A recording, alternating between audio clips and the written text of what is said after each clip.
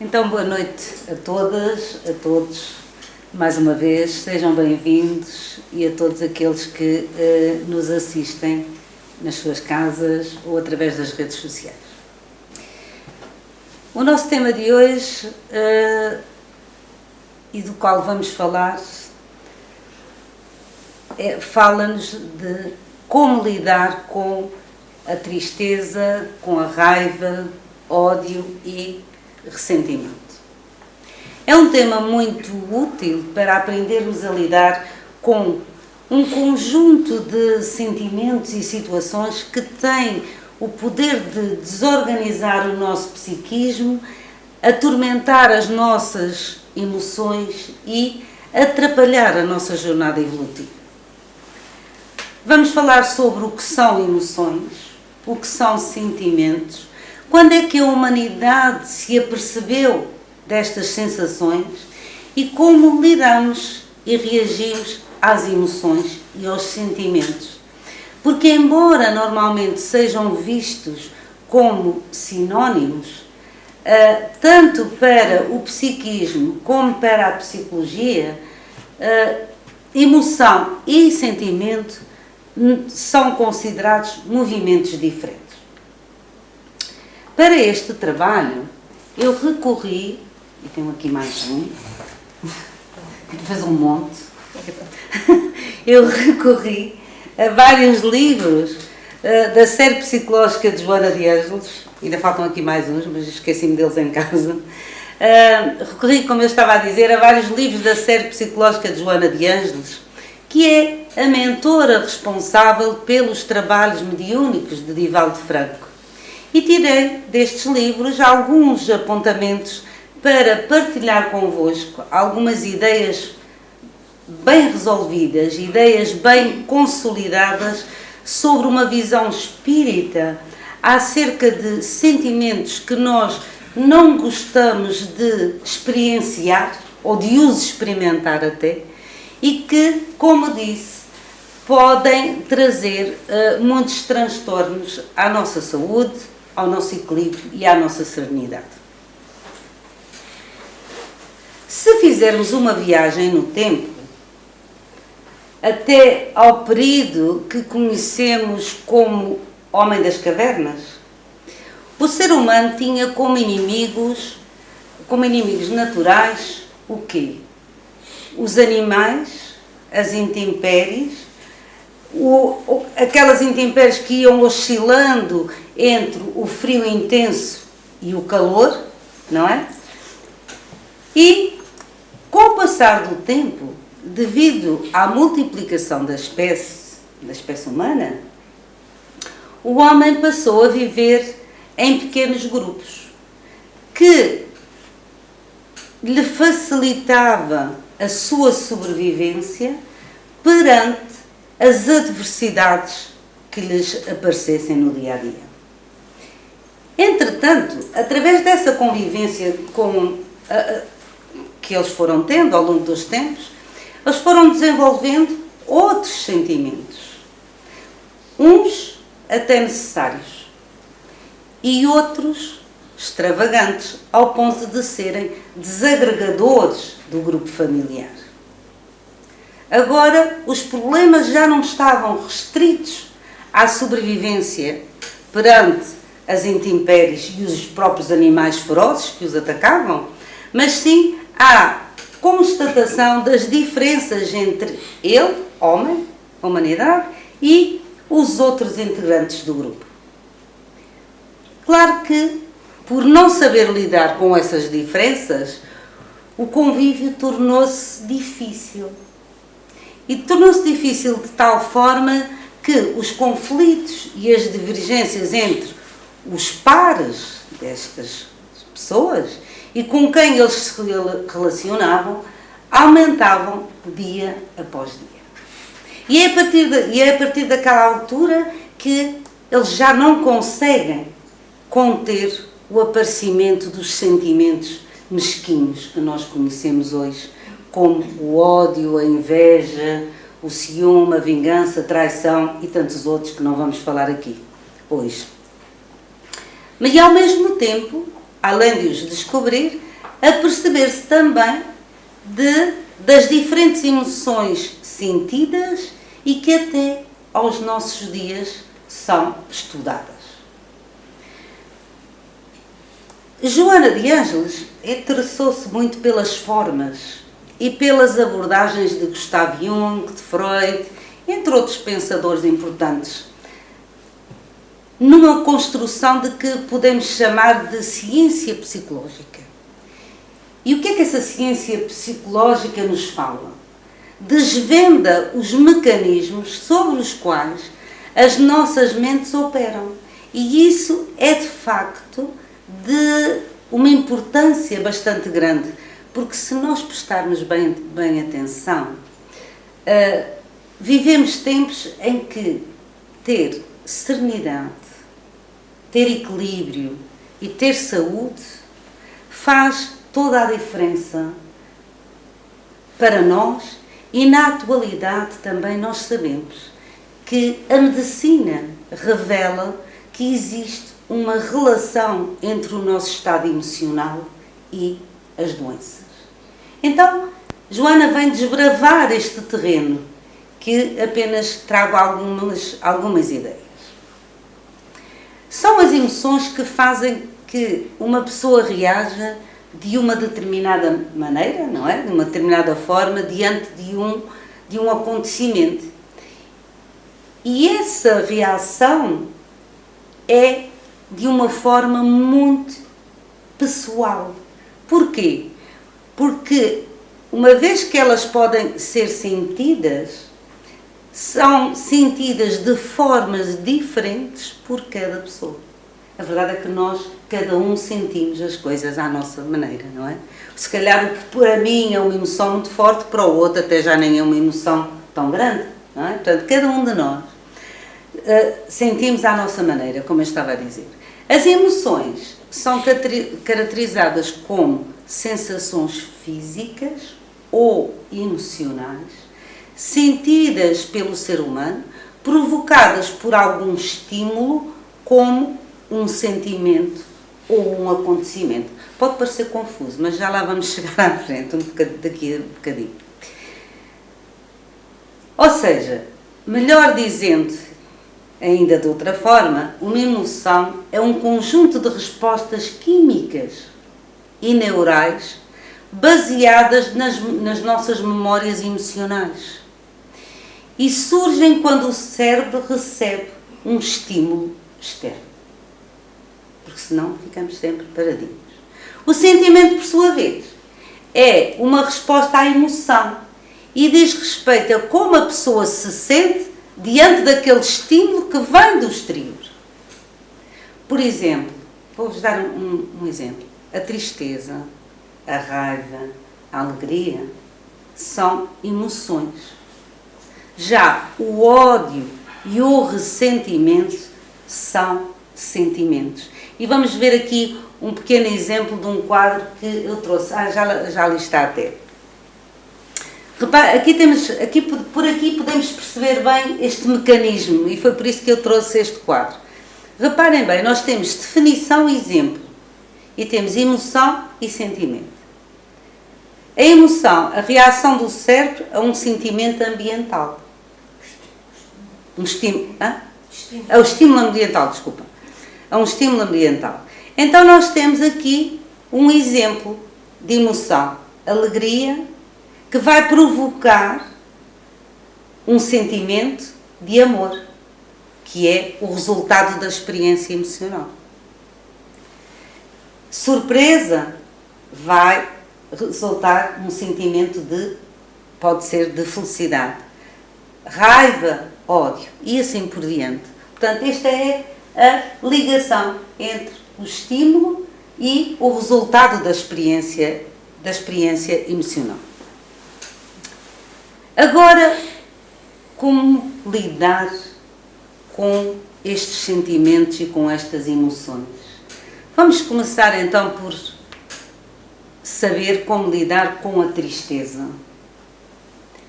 A tristeza, ao inverso do que muita gente pensa, ao contrário do que muita gente pensa, não é o inverso da alegria. mas sim a sua ausência momentânea.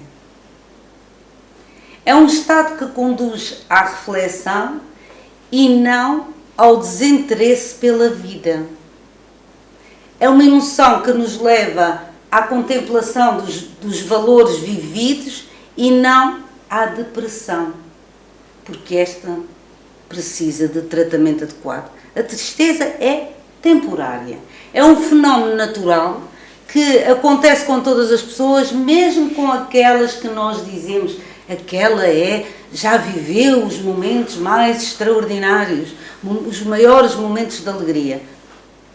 Tudo bem, mas a tristeza pode ser considerada como uma pausa para a nossa compreensão, ou por outra, para a compreensão da nossa existência e para o avanço que nós todos vamos alcançar com certeza no rumo da felicidade. Diante da incompreensão e da maldade dos homens, se nós pensarmos e formos ver textos do Evangelho e das parábolas do Cristo, Jesus muitas vezes mergulhou em tristezas e procurou o deserto para meditar. Portanto, eram situações pontuais, momentâneas. Por aquilo que sabemos, Jesus nunca adoeceu, nem nunca deprimiu. Portanto, ele tinha as suas tristezas, como nós, e eram momentâneas. Logo, é interessante compreendermos que a tristeza é algo que, por princípio, nós não devemos estigmatizar.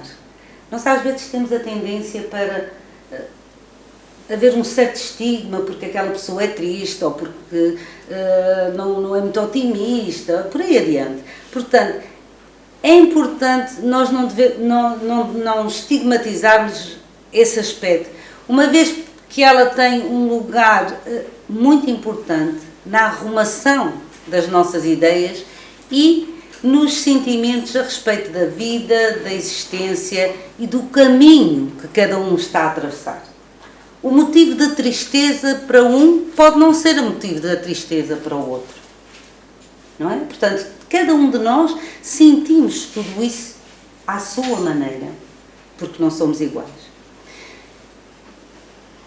Nós podemos sentir tristeza devido, por exemplo, à rejeição de uma pessoa querida, uma pessoa que nós consideramos importante, à perda da saúde, à perda, inclusivamente, daquelas pessoas que estão doentes e que perdem uma parte do seu corpo, e até à perda de um objeto considerado de valor para quem o perde.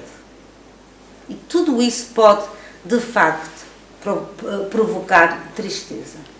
Por isso é importante nós estarmos atentos e focados, porque enquanto a tristeza nos convida à análise interior e nos propõe a avaliação do nosso comportamento e à consideração de valores aceites, a angústia também entra aqui.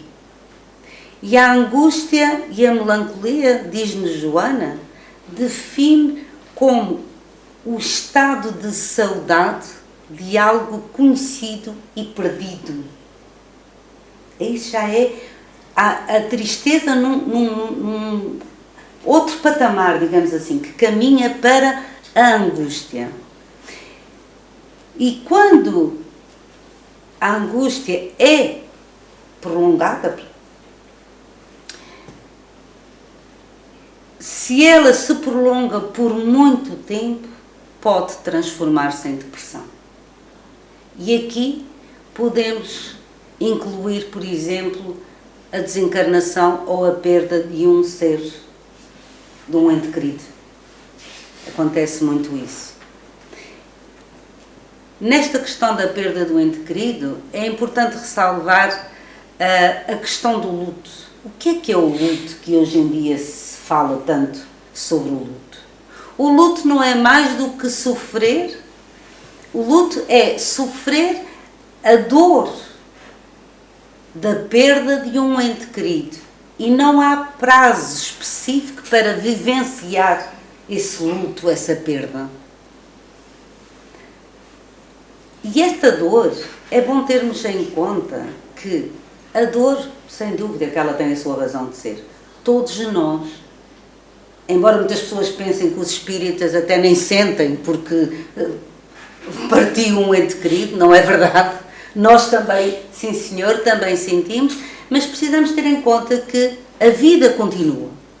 E, portanto, se o estado da dor da perda persiste por muito tempo com a mesma intensidade, é recomendável também que procuremos ajuda para melhor suportar essa falta daquele ente querido que nós achamos que perdemos tudo, porque aquele ente querido partiu. Nós não perdemos nada. Quando um ente querido parte, nós temos um filho, um pai e uma mãe no plano espiritual. Mas para nós, ainda, na nossa visão estreita, perdemos, porque ele não está visível aos nossos olhos. Então, é importante cuidarmos desta parte. A sociedade contemporânea estabeleceu que a alegria deve ser um estado permanente de todos os indivíduos. E porquê? Porquê que acham que é assim? Porque significa êxito, triunfo pessoal, económico, conquista de posição, enfim, tudo o que for na alta, digamos assim. Se nós observarmos bem e tivermos consciência, ninguém pode viver em alegria permanente. Não é possível. E é fundamental que pensemos nisto, porque ainda há pessoas nos nossos dias que ainda não compreenderam, nem compreendem que isso não é possível. E sofrem muito por isso. Porque a ideia delas é estar num estado, portanto, todas as adversidades que lhes possam aparecer, para eles é uma coisa horrível que não deveria ser, porque naquela ideia, na mente deles, eles deveriam estar sempre bem, sempre. Coisa.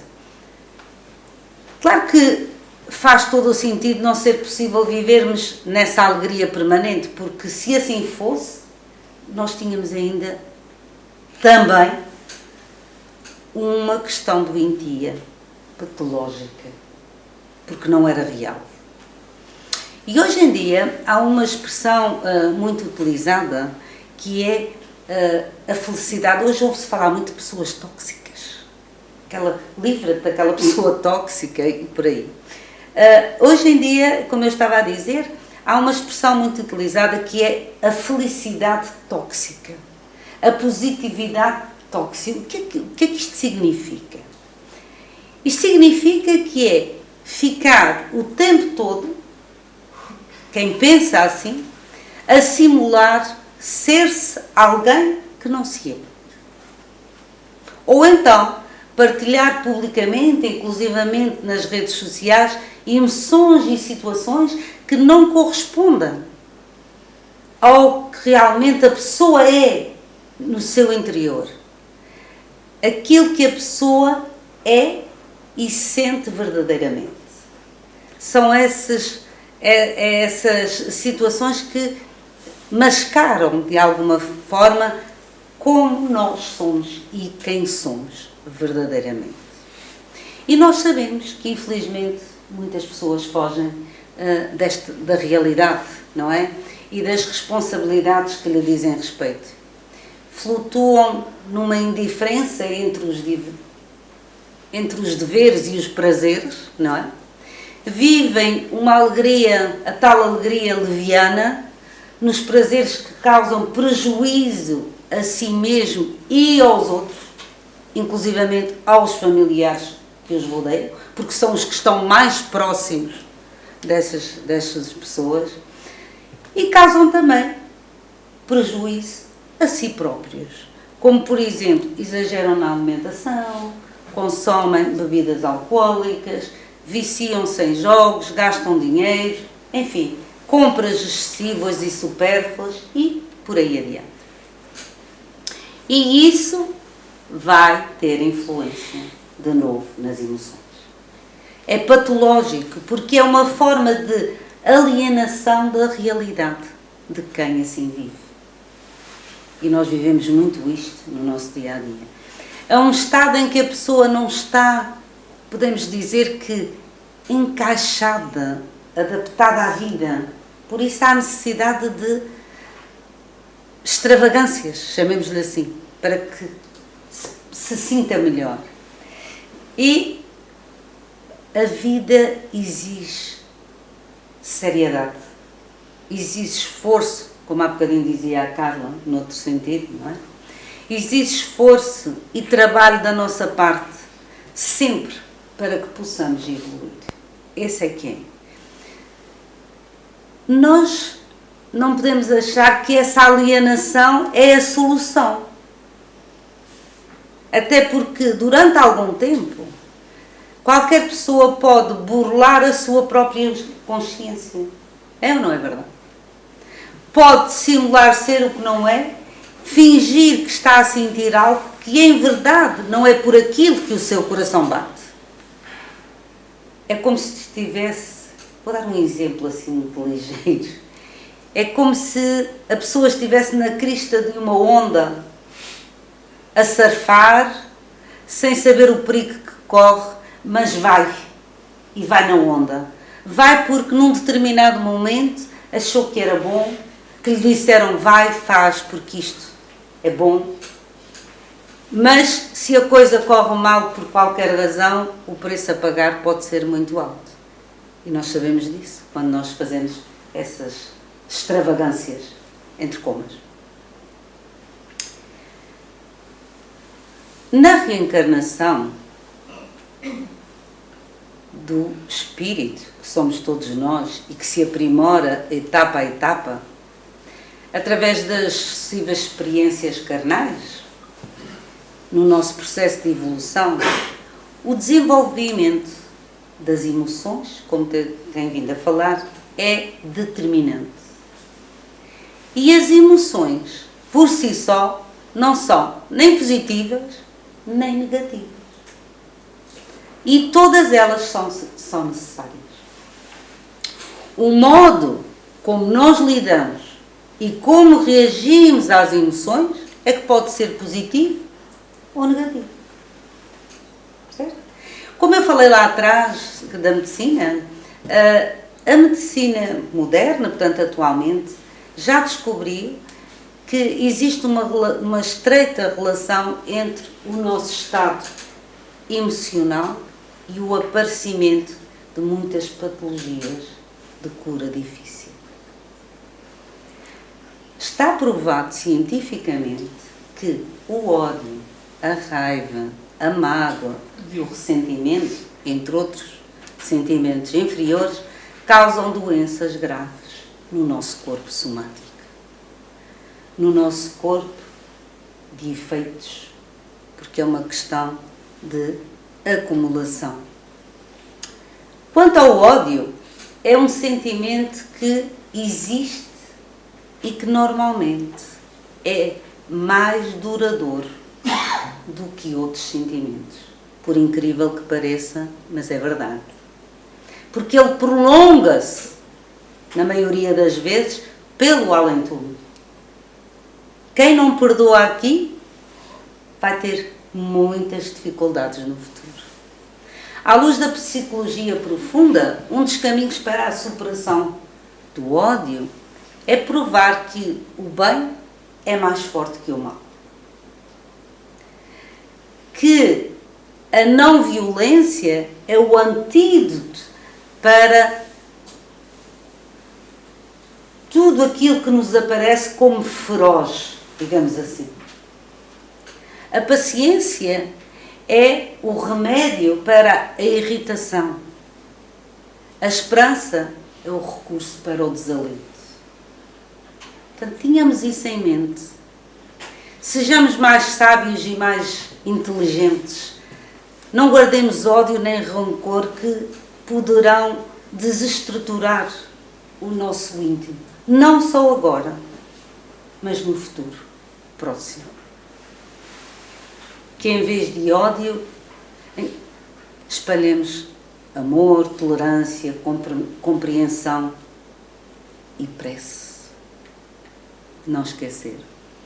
Não só pelos nossos amigos, mas também pelos nossos desafetos, pelos nossos inimigos espirituais e pelos nossos obsessores, conforme nos ensinou e nos recomendou Jesus. Vamos agora ver raiva e ressentimento. É só o que nos falta. Como lidar? À semelhança de muitos outros sentimentos que nos enfraquecem, estes dois, raiva e ressentimento, causam perturbações graves, psíquicas, morais, espirituais e físicas em quem a transportam. Ou seja, é um acumulado. Enquanto uma tem uma sensação, estas é um acumulado de situações. Se formos ver o que é a raiva é basicamente um sentimento de protesto sobre algo ou alguém cuja atitude não nos agrada, não é? Quantas vezes uma coisa não nos corre bem ou uma coisa não nos diz, ai que raiva, mas é uma coisa momentânea, é uma maneira de expor um sentimento contrário a uma determinada atitude que nos atinge direta ou indiretamente. Certo? Agora, conforme a cultivamos, ela vira ressentimento. E o que é o ressentimento? O ressentimento nada mais é do que uma raiva mais profunda. É o acentuado daquela acentuação. Uma sensação de frustração que se estabelece diante de algo elaborado por quem? Imaginem vocês, por nós. Porque somos nós que elaboramos estas situações. Ressentir. Isto quer dizer sentir de novo, repetir. E assim sendo, atendendo a que nós não conseguimos esquecer ou perdoar aquilo que aconteceu, nós ficamos presos às lembranças e aos factos negativos que geram a tal mágoa, que por sua vez vai desencadear em ódio. É todo este mecanismo que nós levamos. Ora, vou dar aqui um exemplo muito simples de ressentimento. Por exemplo, um funcionário pode ficar ressentido porque o seu chefe não o promoveu. E como ele não o promoveu, ele não foi aumentado de ordenado, não é? Tudo bem, não é agradável, mas é normal o seu ressentimento. É uma questão que... Agora, o problema passa a existir é quando guardamos aqueles ressentimentos e sem prestarmos atenção, eles crescem no nosso íntimo, no nosso interior. E isto vai-nos afetar o nosso metabolismo, como, por exemplo, também a desordenação do nosso sistema nervoso. E aí entramos em desequilíbrio. Então, há que pensarmos nestas situações para podermos burilar de alguma forma estes sentimentos e estas emoções. Quase sem jeito de conclusão, vou contar-vos uma história sobre, de certa forma, ressentimento. Conta-se que o céu precisava que traduzissem as suas mensagens com as estrelas para os humanos. Alguém capaz de entender o infinito, criar uma linguagem legível e oferecer uma fortaleza contra as ilusões. Todos os animais se ofereceram para essa missão, menos a aranha que confeccionava a sua teia. Irritado com o desprezo, o que é que o céu faz? Nublou o planeta até que a chuva irrigasse as florestas com um aviso sonoro. E o aviso era: diga à aranha para me dar atenção. Como o inseto seguiu em frente com os seus afazeres, o céu prometeu inundação. E claro, todos os animais foram pedir à aranha para apresentar um projeto para o alto. Mas a aranha não estava minimamente interessada. Ela estava em transe permanente, repetindo uma ladainha que dizia: agora só falta o sol. Agora só falta o sol. Era a ladainha da aranha. Os 4 ventos das 4 direções tomaram providências antes que o rancor estelar matasse a vida na terra e sopraram as nuvens para as florestas, para as fiandeiras. Quando o sol tocou as gotas da chuva na teia da aranha, o céu viu-se num espelho. E a linguagem estava pronta. Desde então, o corpo em 8 da aranha era um símbolo do infinito. E a sua teia tinha criado significados.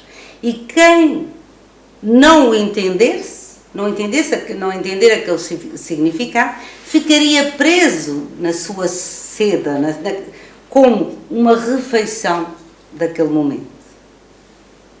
Esta é a armadilha da ilusão, daquilo que nós criamos. Ficar enrolado no fio de uma rede como se ela fosse o céu e não a mensagem dele.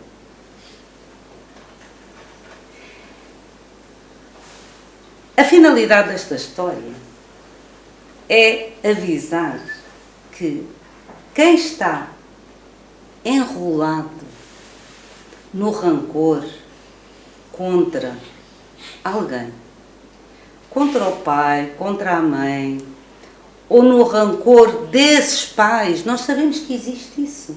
Pessoas que viveram uma vida toda sem falar com outros familiares porque o pai e a mãe não falavam com aquela pessoa. Então aquela família cresce vive uma vida inteira que não fala com os outros porque o pai e a mãe também viviam enrolados naquela teia, naquele rancor. Quem vive no meio de uma briga de colegas de trabalho ou de outras pessoas e volta sempre para a mesma situação do ressentimento. A aranha, neste caso, está a dizer: agora só falta o sol para iluminar o significado da teia e do seu emaranhado. É porque nós ficamos numa teia, completamente rodeados, até diria uma expressão muito portuguesa, como pescadinha de rabo na boca, não é?